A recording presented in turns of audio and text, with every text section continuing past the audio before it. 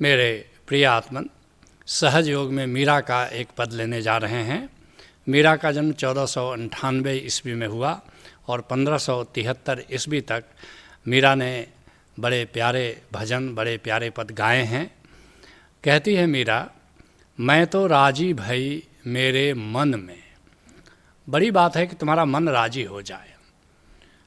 तुम सोचते हो मंदिर में परमात्मा है, मंदिर में जाते भी हो, शीश भी झुकाते भी हो, लेकिन कहीं तुम्हारा मन सवाल उठा देता है, किस लिए शीश झुका रहे हो? यहाँ कुछ भी है भी या सिर्फ पत्थर है? तुम जाते हो मस्जिद में नमाज अदा करते हो, सोचते हो यहाँ खुदा रहता है, लेकिन भीतर तुम्हारा मन सवाल उठा देता है। मीरा ने भी ऐसे ही मंदिर में जाकर शीश झुकाया, तीर्थों में जाकर के शीश झुकाया, लेकिन कहीं भी मन नहीं राजी हुआ। कृष्ण के सगुण रूप की बरसों तक उसने पूजा की, अर्चना की, बल्कि लोग तो आज तक मानते हैं कि मीरा अगर कहती है कि मीरा के प्रभु गिरधर नागर, तो शायद कृष्ण के सगुण रूप की प्रार्थना कर रही है, उपासना कर रही है। लेकिन नहीं, मीरा कहती है कि अब भीतर ही मैंने प्रभु का दीदार कर लिया है, भीतर ही प्रभु को जान लिया है, और अब तक मन नहीं राजी होता था। जहाँ तक परमात्मा को मैं बाहर बाहर देखती थी, बाहर बाहर खोजती थी, वहाँ तक मेरा मन तो राजी नहीं होता था। लेकिन आज पहली बार मेरा मन राजी हो गया कि मीरा, अपने घट के भीतर जिस गोविंद को तुमने जाना है, इससे मैं भी राजी हूँ कि इस बार असली गोविंद को तुमने पा लिया है। जिसके लिए कबीर साहब कहते हैं, कह कबीर अब जानिया, जब जानिया तो मन मानिया। कबीर साहब कहते हैं, अब तक तो जो भी खुदा था, जो भी राम था, वो मेरी मान्यता का था, मेरी धारणा का था, मेरी कल्पना का था। लेकिन कह कबीर अब जानिया, लेकिन इस बार मैंने सचमुच अनुभव कर लिया, सचमुच जान लिया उस गोविंद को अपने भीतर। और जब जान लिया, जब जानिया तो मन मानिया, अब मेरा मन भी राजी हो गया है कि कबीर, इस बार जिस परमात्मा को तुमने जाना है, इससे मैं भी राजी हूँ। कहती है मीरा, मोही पिया मिले एक क्षण में।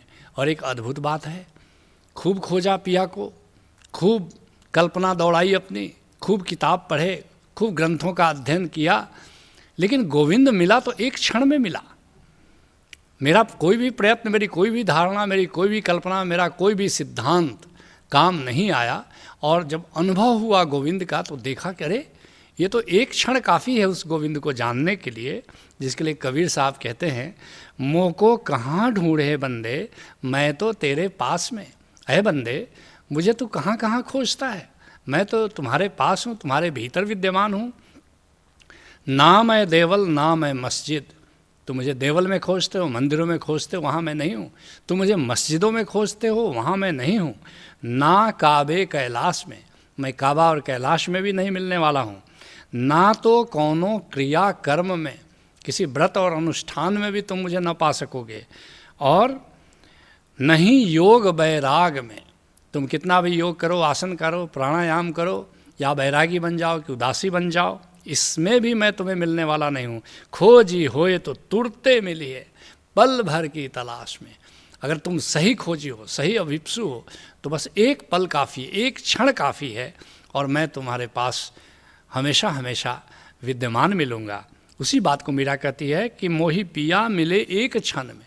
जब मिला तो एक क्षण में मिल गया। कहती है मीरा, पिया मिलया मोही कृपा कीनी। लेकिन एक अद्भुत बात है, मेरे प्रयास से नहीं मिला, मेरे एफर्ट से नहीं मिला, मेरे पुरुषार्थ से नहीं मिला। हाँ, वो पुरुषार्थ भी ज़रूरी था, वो प्रयास भी ज़रूरी था, वो खोज भी ज़रूरी थी। लेकिन जब मिला तो मुझे प्रतीत हुआ कि ये मेरा प्रयास मुझे परमात्मा तक नहीं ले आया है, बल्कि परमात्मा की कृपा हुई है कि वह विराट मेरे क्षुद्र में उतर आया है। पिया मिलया मोही कृपा कीनी, मुझ पर बड़ी कृपा हुई, नहीं तो वह विराट मेरे वश का नहीं था। अपने प्रयत्नों से उस विराट को मैं कभी भी नहीं पा सकती थी। जिसके लिए संत दादू कहते हैं, दादू पर्दा भरम का रहा सकल घट छाई। चारों तरफ भ्रम का पर्दा छाया हुआ है, चारों तरफ घूंघट लगा हुआ है, कोई भी सत्य को देख नहीं पाता इस पर्दे के पार। गुरु गोविंद कृपा करे तो सहजय ही मिट जाए। लेकिन गुरु कृपा हो जाए, गोविंद की कृपा हो जाए, तो ये भ्रम का पर्दा उठ जाता है और गोविंद का दीदार हो जाता है। कहती है मीरा, दीदार दिखाया हरि ने, पिया मिलिया मोहि कृपा कीन्ही, और दीदार दिखाया हरि ने, और हरि ने अपना दर्शन मुझे दे दिया। जब भी मीरा कहती है कि हरि ने मुझे दर्शन दिया, कि गोविंद ने मुझे दर्शन दिया, सामान्यतः लोग सोचते हैं कि संभवतः कृष्ण ने अपना रूप दिखाया होगा, लेकिन नहीं, रूप से मीरा का कोई मतलब नहीं। वो अरूप की बात कर रही है, वो प्रकाश की बात कर रही है, हरि के आलोक रूप की बात कर रही है, जिसके लिए कबीर साहब कहते हैं, कर नयनो दीदार महल एक प्यारा है। ये जो हमारा घट है, ये बड़ा सुंदर महल है, इसके भीतर बड़े नज़ारे हैं, इसके भीतर बड़ी महफिल सजी हुई है, बड़ा सुंदर संगीत छिड़ा हुआ है। उसी को देखने की बात कह रहे हैं कि त्रिकुटी महल में विद्या सारा, बस अपने ललाट के भीतर ही सब कुछ है, उसको देखो। उसको संतों ने त्रिकुटी महल कहा है, भंवर गुफा कहा है, अनेक शब्द दिए हैं, शब्दों पर मत जाना, बस इतना समझना कि जो आज्ञा चक्र है तुम्हारा ललाट के भीतर, वहीं से शुरू होता है वह देश जहाँ गोविंद मिलता है, जहाँ गोविंद का दीदार होता है, जहाँ गोविंद का आलोक फैला हुआ नजर आता है। त्रिकुटी महल में विद्या सारा, घनहर गरजे बड़े बजे नगाड़ा, वहाँ एक नगाड़ा बज रहा है, वहाँ एक अनहद ढोल बज रहा है, और लाल बरन सूरज उजियारा, वहाँ कोई सूरज नहीं है लेकिन सूरज का आलोक फैला हुआ है। चतुर कमल मंझार शब्द ओंकारा है, और वहाँ पर जैसे चतुष कमल है कि सहस्त्रदल कमल है, ये तो प्रतीकों की बात है। असली बात ये है कि वहाँ अनंत पंखुड़ियों वाला कमल खिला हुआ है, जिसका तुम अनुभव कर सकते हो। कहती है मीरा, सतगुरु शब्द लखाया अंसरी, बड़ी अद्भुत बात कहती है, मेरे प्यारे सतगुरु ने शब्द को दिखला दिया, शब्द का अनुभव करा दिया, ओंकार का अनुभव करा दिया, और तब मैंने पाया कि उस विराट प्रभु का ही तो मैं हिस्सा हूँ, मैं अलग कहाँ हूँ, उस सागर की ही तो मैं बूंद हूँ, उस चादर की ही तो मैं सूत हूँ, मुझसे अलग तो प्रभु है नहीं, मैं अपने प्रभु से अलग तो हूँ नहीं। जैसे ही तुमको अपने भीतर ओंकार का अनुभव होता है, वैसे ही तुम पाते हो कि तुम उसी के तो विस्तार हो, तुम उसी के तो एक्सटेंशन हो। और जैसे तुम भक्ति समाधि में जब आते हो, ओशोधारा की भक्ति समाधि में प्रथम तल के कार्यक्रम में, तो उस समय तुम जानते हो कि तुम्हारे भीतर ही परमात्मा वह गूंज की तरह विद्यमान है, और तुम उसी के विस्तार हो, तुम उसी के अंश हो। जिसके लिए कबीर साहब कहते हैं, अलह अलख न जाई लखिया, वह गोविंद अलख है, वो दिखाई नहीं पड़ता, इन आँखों से तो दिखाई नहीं पड़ता कम से कम। अलह अलख न जाई लखिया, गुरु गुड़ दीना मीठा, लेकिन तुम्हारा कामिल मुर्शिद, तुम्हारा गुरु एक ऐसे रहस्य देता है, ऐसा एक भेद की बात बताता है, ऐसी एक दिव्य दृष्टि देता है। कह कबीर मेरी शंका नासी, असरव निरंजन दीठा, कहते हैं कबीर कि मेरी सारी शंकाएं मिट गई, और सर्वत्र उस प्रभु को ही मैं देखता हूँ। लेकिन सबसे पहले उस गोविंद को, उस प्रभु को मैंने अपने भीतर देखा, अपने गुरु की कृपा से। कहती है मीरा, ध्यान लगाया धुन में, सदगुरु शब्द लखाया अंसरी, और ध्यान लगाया धुन में।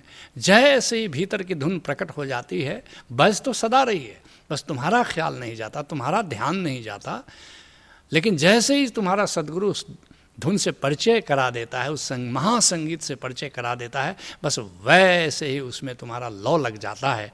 जिसके लिए पलटू दास कहते हैं, धुन आने जो गगन की, सो मेरा गुरुदेव, सो मेरा गुरुदेव, सेवा में करी हो वाकी, शब्द में है गलतान अवस्था ऐसी जाकी। कौन संत है, कौन सदगुरु है जिसका अहंकार ओंकार में गल जाता है, जो मिट जाता है, जिसका कोई अलग अस्तित्व बचता नहीं है। कहती है मीरा, मीरा के प्रभु गिरधर नागर, और फिर तो तुम्हारा सारा संबंध उस गोविंद से बन जाता है। जैसे मीरा कहती है कि मीरा के प्रभु गिरधर नागर, अब मेरा केवल गोविंद है, वो गिरधर नागर ही मेरा है, बाकी अब कौन है। सारा संसार तुम्हें दूर परिधि पर नज़र आता है, बहुत दूर नज़र आता है, और अपना सबसे प्यारा तुम्हारे भीतर का वो गोविंद ही लगने लगता है, और फिर असली नाता गोविंद से जुड़ना शुरू हो जाता है। कहती है मीरा, मीरा के प्रभु गिरधर नागर, मगन भई मेरे मन में, और एक बार उस धुन से लौ लगना शुरू हो जाए तो भीतर एक ऐसी मस्ती छा जाती है, एक ऐसी मगनता, एक ऐसी लीनता शुरू हो जाती है कि तुम अपने भीतर ही डुबकी लगाना शुरू करते हो, अपने भीतर ही डूबना शुरू करते हो, जिसके लिए संत रज्जब कहते हैं, संतों मगन भया मन मेरा, मेरा मन मगन होता जा रहा है अपने भीतर ओंकार की उस धुन में। अहनिस सदा एक रस लागा, दिन रात बस उसी राम रस में मेरा दिल लगा रहता है। और दिया दरीबे डेरा, इसके लिए मैं कहीं हिमालय नहीं गया, जंगल में नहीं गया, बीच बाजार में घर बना करके रहता हूँ, लेकिन भीतर अपने घट में, अपने भीतर की धुन में डूबा रहता हूँ। रस की प्यास आस नहीं और यह मत किया बसेरा, बस हमेशा उसी राम रस की प्यास जगी रहती है, बस उसी को पीता रहता हूँ। ल्याओ ल्याओ यही लय लागी और पीवे फूल घनेरा, बस उसी परमात्मा की शराब को सदा पीता रहता हूँ। सो रस मांगे मिले न काहू, सिर साटे बहु तेरा, बहुत लोगों ने सिर खपाया लेकिन वो राम रस जल्दी मिलता नहीं है।